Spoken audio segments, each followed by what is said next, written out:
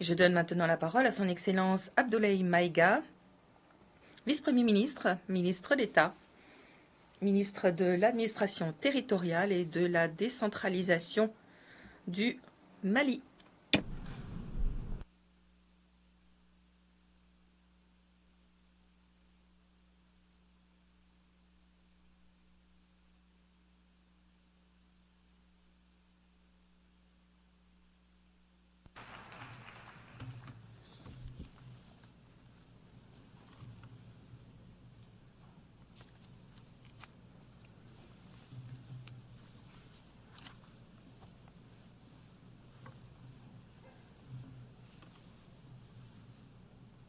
Monsieur le Président de l'Assemblée générale, Mesdames et Messieurs les chefs d'État et de gouvernement, Monsieur le Secrétaire général de l'Organisation des Nations unies, Mesdames et Messieurs, à l'entame de mes propos, je voudrais vous adresser les chaleureuses salutations de Son Excellence le colonel Assimi Goïta, président de la transition, chef de l'État du Mali, celles du gouvernement et du peuple malien.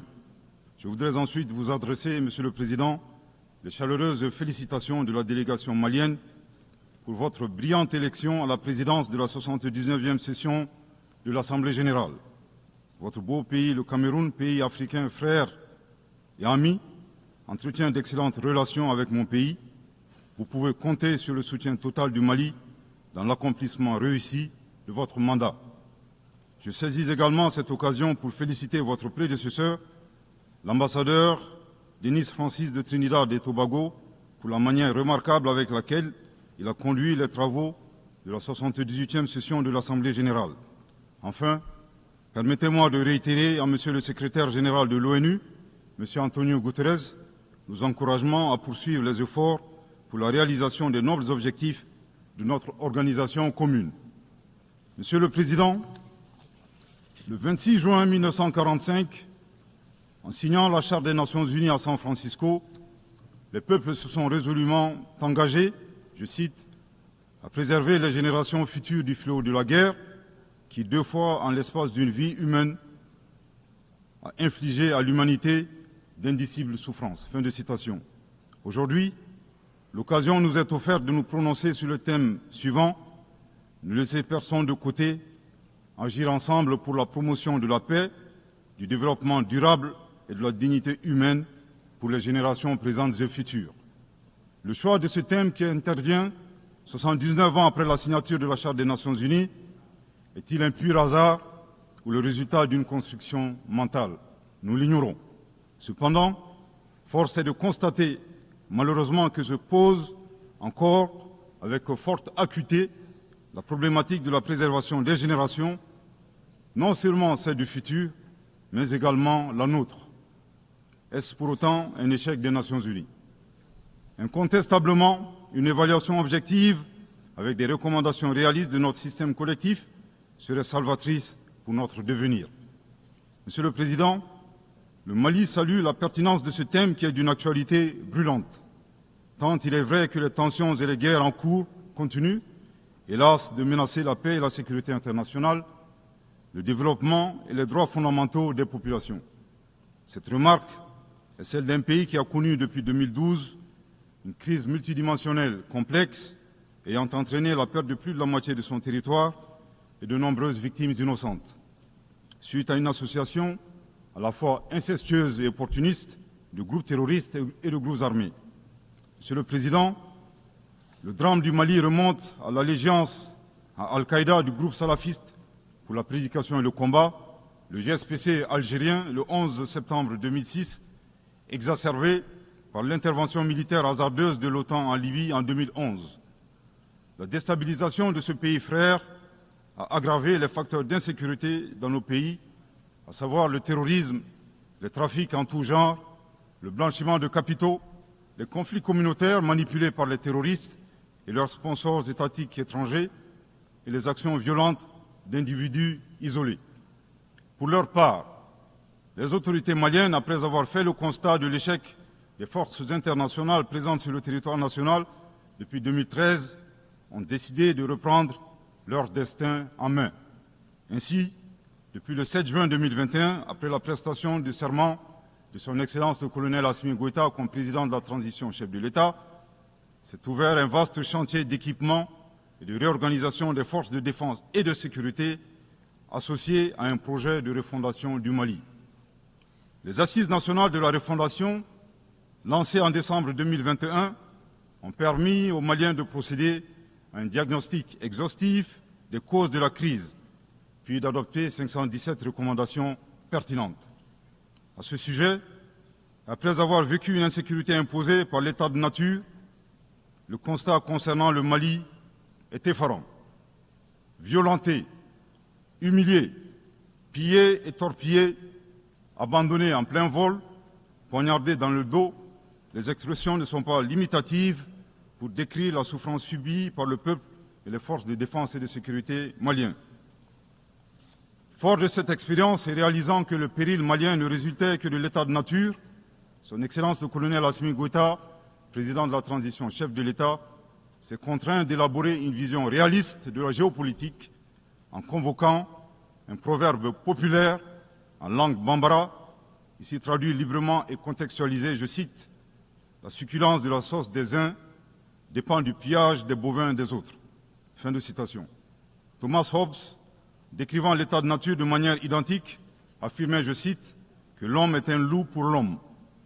Grâce à ce proverbe qui fait référence à la gastronomie et à la cinégétique, le chef de l'État décrit la dure réalité impitoyable des relations internationales et surtout la place de l'Afrique, dont le pillage des matières premières a servi au développement des autres et non celui des Africains dans leur grande majorité.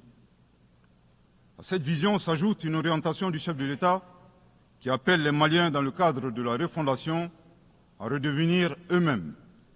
En effet, le chef de l'État a procédé le 23 avril 2024 au lancement du programme national d'éducation aux valeurs, qui vise un retour aux sources sans lesquelles il serait difficile d'envisager un avenir radieux pour notre pays dans sa quête légitime de souveraineté. L'invitation à redevenir nous-mêmes ne saurait faire l'économie de la question de savoir qui nous sommes. La réponse immédiate à cette interrogation est donnée par la devise du Mali, un peuple, une grande famille, nation cosmopolite, un but, magnifier la diversité dans l'unité, unis pour bâtir le bien commun, et enfin une foi, la foi à ce que Dieu a donné comme ressource pour la réalisation de la prospérité. En vue de donner plus de relief à la définition du Malien, le professeur Ibrahim Diaye, expert au sein du comité chargé de la mise en œuvre du programme national d'éducation aux valeurs, indique que le Malien se caractérise d'une part par 5 valeurs cardinales, à savoir l'humanitude, l'empathie, l'obligation de transmettre les valeurs humaines aux générations futures, le sens de l'honneur, l'acceptation de la différence et de l'altérité au plan sociétal, humain et culturel, et d'autre part, 5 principes inviolables en lien avec le pays lui-même, à savoir un Mali indivisible, inaliénable, non hypothécable, nul ne peut en disposer comme propriété privée, impérissable. Monsieur le Président, en privilégiant d'être eux-mêmes, les Maliens créent une troisième voie, ne pas devenir des prédateurs, des barbares sans foi ni loi, à la recherche des bovins d'autrui, ne pas devenir les éternelles victimes impuissantes face à la prédation. La voie médiane promue par le Mali consiste à réaliser notre développement en empruntant un chemin plus vertueux. Veiller au respect de notre souveraineté tout en respectant celle des autres. Refuser l'hétéronomie tout en refusant de nous ingérer dans les affaires intérieures des autres. Être ouvert à tous les partenariats sur une base gagnant-gagnant. Aussi, il est important de relever que ces principes et valeurs caractérisent, mutatis mutandis, les peuples frères du Burkina Faso et de la République du Niger. Concernant le processus de transition politique au Mali, il convient de rappeler que, à l'issue des assises nationales de la refondation, le peuple malien a fait le choix de mener des réformes politiques avant d'organiser les élections, en vue d'ancrer profondément une gouvernance vertueuse. La mise en œuvre des recommandations des assises a permis d'engranger des résultats tangibles, notamment la mise en place de l'autorité indépendante de gestion des élections, l'adoption de la nouvelle constitution le 22 juillet 2023, suite à un référendum bien organisé, le parachèvement de la réorganisation territoriale et administrative, le renforcement de la lutte contre la corruption et la transparence de l'action publique, la relecture du code minier plus équitable et favorisant le contenu local. Monsieur le Président, soucieux de pérenniser l'unité nationale, fondement de tout développement, le chef de l'État a annoncé le 31 décembre 2023 la tenue du dialogue intermalien pour la paix et la réconciliation afin, dit-il, d'éliminer les racines des conflits communautaires et intercommunautaires dans le but ultime de réconcilier les communautés. Respectant une approche participative et inclusive, le dialogue intermalien qui s'est déroulé en 3 phases, communale, régionale et nationale, a permis aux Maliens de l'intérieur et de la diaspora d'échanger en toute transparence en vue de trouver des solutions endogènes de prévention, de gestion et de règlement des conflits. À la différence de l'accord pour la paix et la réconciliation issu du processus d'Alger, dont certains groupes signataires ont ouvertement basculé dans le terrorisme et qui était devenu un prétexte pour certains États de s'ingérer dans les affaires intérieures du Mali. Le dialogue intermalien a permis aux Maliens de laver leur linge sale en famille sans aucune interférence extérieure. Après la fin de l'accord d'Alger le 25 janvier 2024, aujourd'hui, le dialogue intermalien et ses recommandations officiellement remises au chef de l'État le 13 mai 2024 demeurent le seul cadre de règlement des conflits internes. Nous réitérons un appel à tous les Maliens à s'inscrire dans cette dynamique de réconciliation, une étape indispensable au retour à l'ordre constitutionnel apaisé et sécurisé grâce à l'organisation d'élections présidentielles. Sur le plan de la lutte contre l'insécurité, depuis que les forces de défense et de sécurité maliennes ont lancé des actions offensives de manière autonome, de nombreux succès ont été remportés sur le terrain de la lutte contre le terrorisme. Toutes les régions ont été reprises des mains des groupes terroristes, notamment la région de Kidal, le 14 novembre 2023, à la suite d'une opération militaire mémorable. Aujourd'hui, les groupes terroristes ont été sérieusement affaiblis. Les forces de défense et de sécurité sont déployées sur l'ensemble du territoire national. En outre, les actions offensives de nos forces se poursuivent pour démanteler les réseaux terroristes résiduels. Le gouvernement du Mali reste conscient que la réponse uniquement sécuritaire a ses limites. C'est la raison pour laquelle, en appui à l'action militaire, le gouvernement du Mali s'est doté d'une stratégie globale et intégrée ayant pour objectif la restauration de l'autorité de l'État sur l'ensemble du territoire national. Elle comprend des mesures politiques, administratives, de développement économique et social, y compris le dialogue avec les groupes armés et la fourniture des services sociaux de base à nos braves populations. En dépit de ces résultats fort appréciables, ces groupes criminels gardent encore une certaine capacité de nuisance dans leur tentative désespérée de porter atteinte à notre intégrité territoriale et de terroriser nos populations. Avec, et je me dois de le déplorer du haut de cette tribune, le soutien de sponsors étatiques étrangers. Les sponsors étatiques étrangers.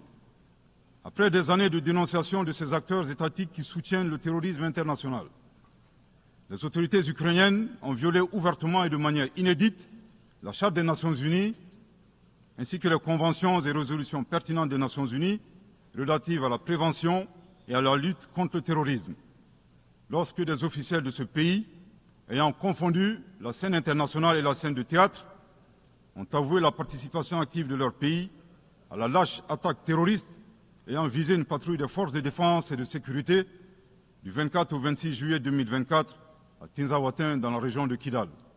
Monsieur le Président, au regard de la complexité de la situation au Sahel, et motivés par leur seul désir de prendre le destin de leur pays en main, Leurs Excellences, le capitaine Ibrahim Traoré, président du Faso, chef de l'État du Burkina, le colonel Assimi Goïta, président de la transition, chef de l'État du Mali, et le général de brigade Abdourahmane Tiani, président du Conseil national pour la sauvegarde de la patrie, chef de l'État du Niger, ont dans un premier temps institué l'Alliance des États du Sahel, une architecture de défense collective et d'assistance mutuelle dans la lutte contre le terrorisme, en signant la charte du Litpako-Gourma le 16 septembre 2023.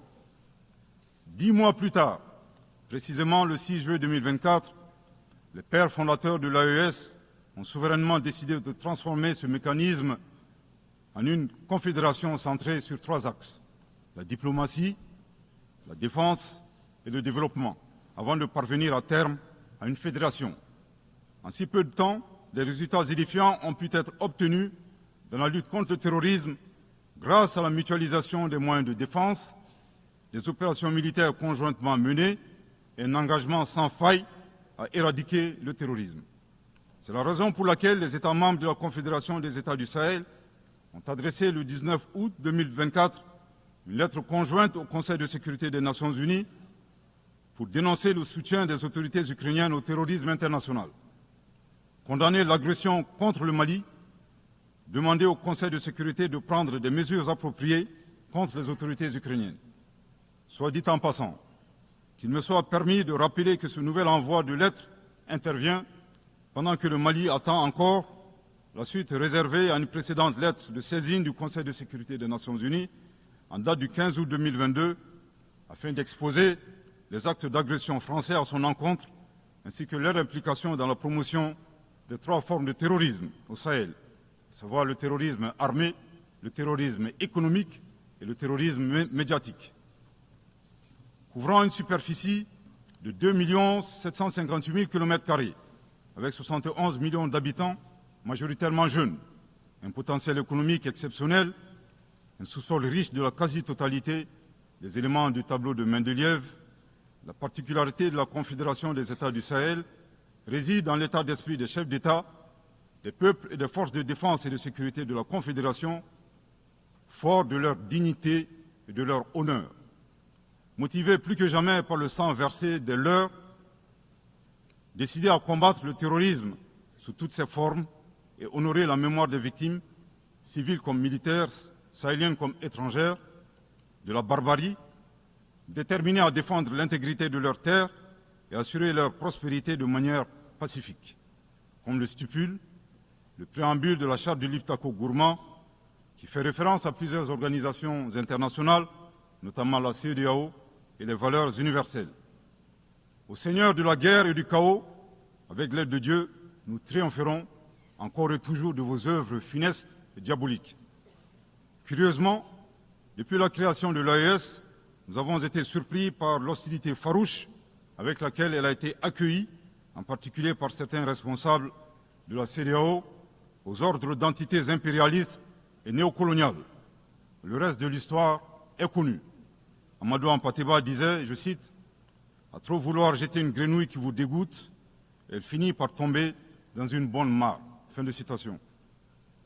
La Confédération des États du Sahel est ouverte à tous les investisseurs, à condition que le partenariat profite aux populations sahéliennes et à la condition de respecter la souveraineté des États. Monsieur le Président, c'est l'occasion pour moi de saluer les relations de coopération exemplaires et fructueuses entre le Mali et la Russie, la Chine, la Turquie, l'Iran et bien d'autres alliés sincères. Le Mali reste ouvert à tous les partenaires qui souhaitent l'aider à relever ces multiples défis.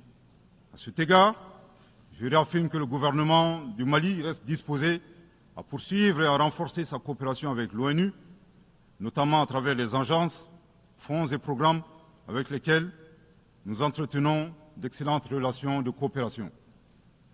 Nous saisissons également cette opportunité pour saluer et reconnaître la sagesse de son Excellence, Monsieur le Président Abdelmajid Tebboune, Président de la République algérienne démocratique et populaire. Le 29 août 2024, lors d'une tournée dans le sud algérien, vous déclariez que la Libye, le Niger et le Mali sont des nations fraternelles que vous soutiendriez et non desserviriez. Le peuple malien n'a pas été surpris par ces propos, qui indiquent éloquemment votre panafricanisme, à l'instar de vos célèbres prédécesseurs, dont feu le président Abdelaziz Bouteflika, affectueusement appelé Abdelkader Mali. Suite à son établissement à Gao et l'engagement des autorités maliennes à travers les actions suivantes. Offrir le territoire malien comme base arrière aux Moudjahidines, ouvrant ainsi un front sud. Participer aux affrontements armés contre le colonisateur français en déployant des combattants maliens aux côtés des Moudjahidines sur le territoire algérien pour défendre la liberté et la dignité des Algériens. Défendre la cause algérienne dans toutes les instances diplomatiques jusqu'au recouvrement de leur indépendance. Cependant, il est de notre devoir d'appeler votre haute attention sur les propos incongrus de vos collaborateurs, allant à contresens de votre souhait de promouvoir des relations harmonieuses avec vos voisins dans le Mali. Le 31 juillet 2024, le ministre algérien des Affaires étrangères déclarait que la crise malienne n'avait pas besoin de solution militaire. C'était un conflit entre frères. La solution ne peut être que politique. Au sujet de l'accord d'Alger, il a affirmé qu'il avait été bénéfique pour le Mali et avait préservé la souveraineté et l'intégrité territoriale du Mali. S'en départir par conséquent aura un impact négatif sur tous les acquis. En outre, le 26 août 2024, votre représentant permanent auprès des Nations Unies a déclaré, je cite, « Ce matin, j'ai appris par les médias qu'un drone a effectué une frappe dans le nord du Mali, tuant une vingtaine de civils. Ceux qui appuient sur la manette de ce drone n'ont de compte à rendre à personne sur ces frappes. » Fin de citation. De l'analyse des propos du premier, nous constatons une grave ingérence dans les affaires intérieures du Mali. En effet, la nature de la solution déployée par les autorités maliennes ne concerne que les Maliens. Depuis la fin de l'accord d'Alger, le 25 janvier 2024, les Maliens n'expriment qu'un seul vœu le concernant, que son âme repose en paix. Monsieur le ministre des Affaires étrangères, l'accord est bien et belle mort, vos incantations ne serviront pas à le ressusciter.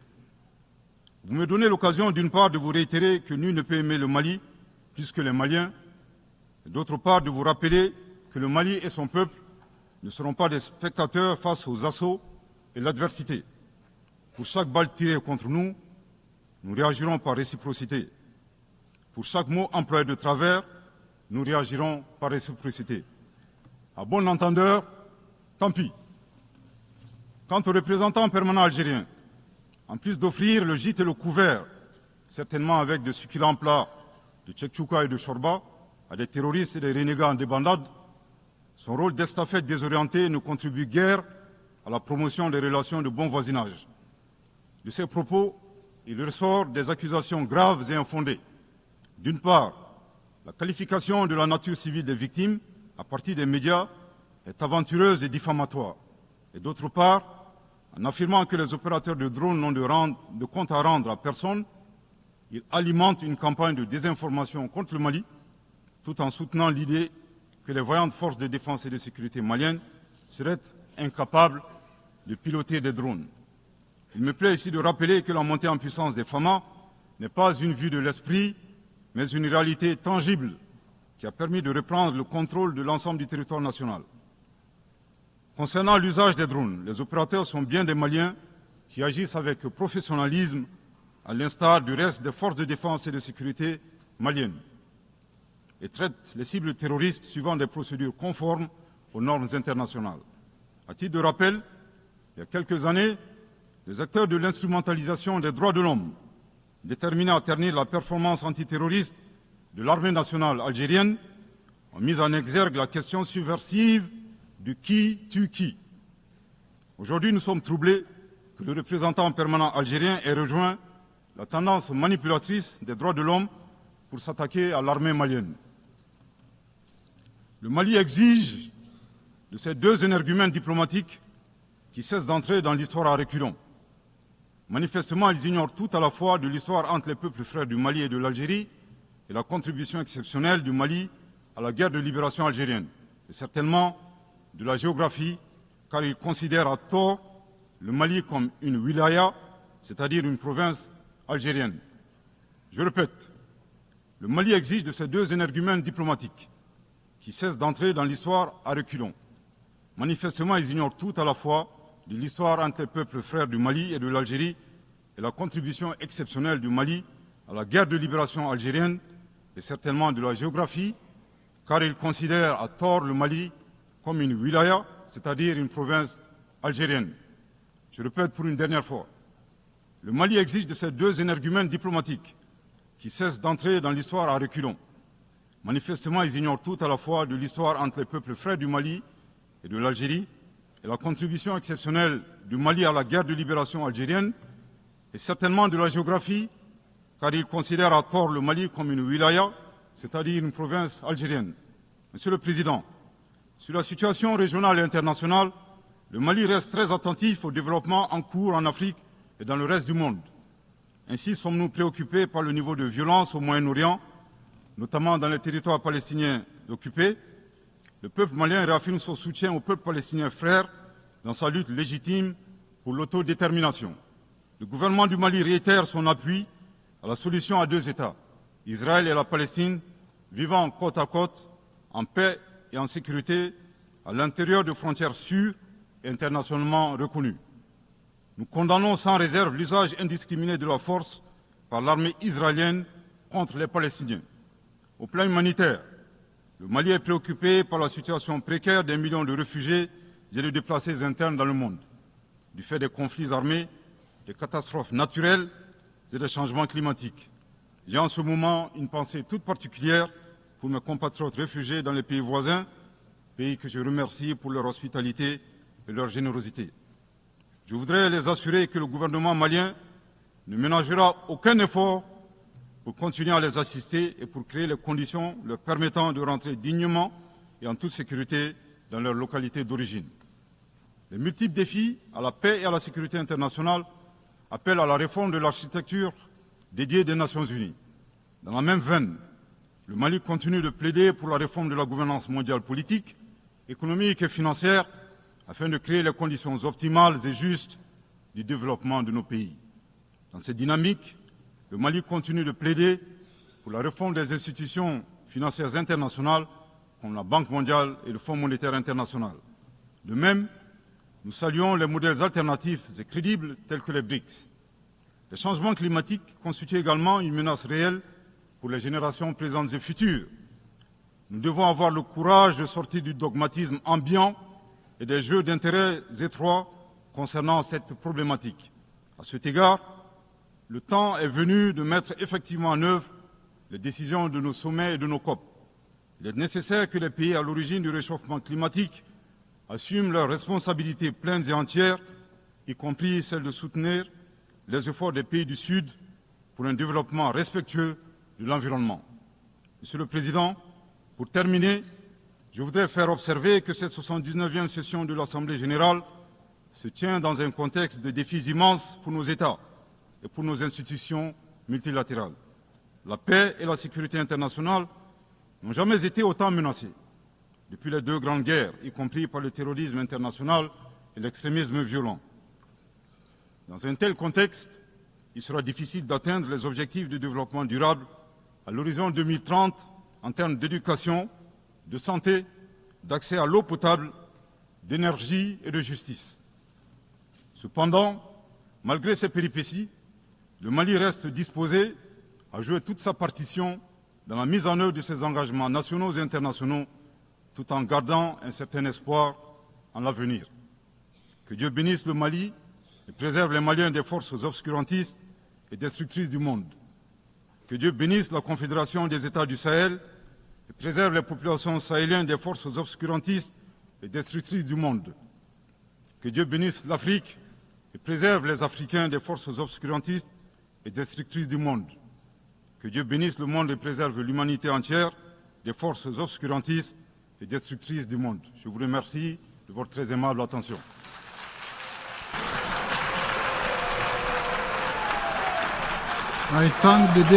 Je remercie Monsieur le Vice-Premier ministre, ministre d'État, ministre de l'Administration territoriale et de la décentralisation du Mali.